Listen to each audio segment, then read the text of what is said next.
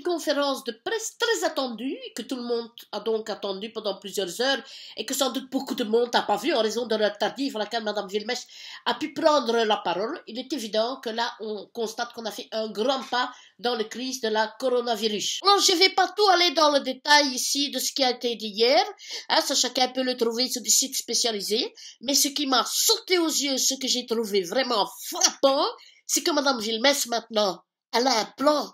En effet, et ce, dès le 4 mai, en plus du bricot, on va pouvoir faire du tricot, puisque maintenant les magasins de coudre sont désormais ouverts. Les entreprises qui ne sont pas en contact entre eux vont pouvoir travailler, et pour le reste, on va faire pareil avec la télétravail. Et si tu n'as pas de travail, eh bien, il te reste la télé sans le travail. Les activités extérieures sont autorisées avec 2 personnes maximum, en plus de celles qui vivent sur le même toit. Donc ça veut dire que si tu es une famille de 8, eh ben, tu peux courir ou faire du kayak à 10.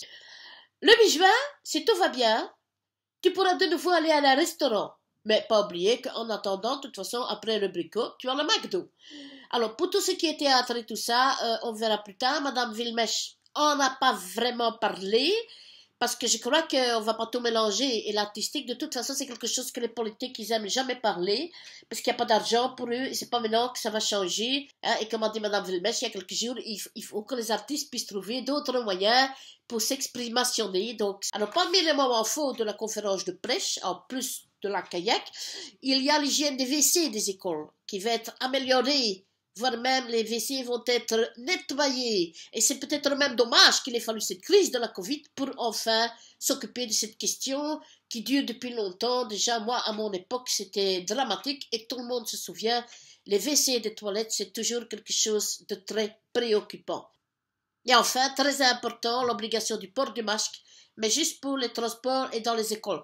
Dans les magasins, les parcs ou en faisant du sport, ça tu peux, mais tu ne dois pas. On a pu constater l'absence de la ministre de la Santé, Marie de Blot, ce qui quelque part, moi, m'a pas tellement étonné, parce que c'est vrai que toutes les vidéos que nous recevons ces derniers temps sont clairement inquiétantes et montrent que Marie de Blot n'a plus tout à fait ses frites dans le même paquet.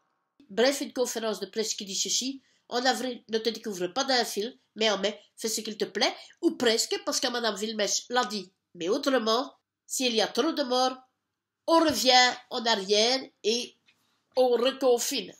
Voilà pour cette première, troisième analyse, et on se retrouvera plus tard pour parler de Donald Trump et ses propositions en matière de soins de santé. D'ici là, portez-vous bien, restez chez toi, et pas oublier ce que Mme Villemèche a dit: ce qui n'est pas autorisé n'est pas permis.